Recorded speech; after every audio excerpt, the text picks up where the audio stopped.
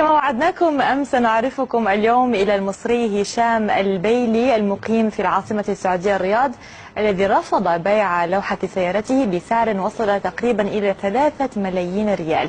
ترى لماذا رفض هذا المبلغ؟ نتابع مع نرجس العوامي.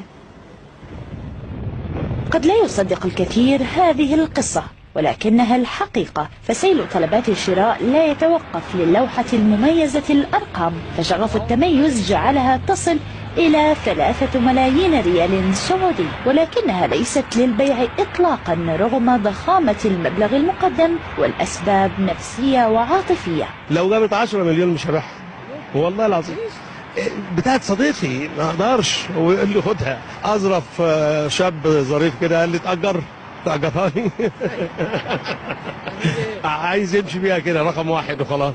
ضغط الأهل لبيع اللوحة لم يأتي بنتيجة، فموقف هشام لا يتبدل، وهو الإصرار بالاحتفاظ باللوحة والسيارة المقدمة من صديقه السعودي. سين جاية من السعودية، واحد من سعود، من فيها حاجات كتير. السين دي اللي يقول لي والله لو جايبه 50,000 اللي اربيعها، اللي يقول لي والله مش عارف انت ما تبيعش ليه انت. اقول لهم لا، استحاله طبعا. يعني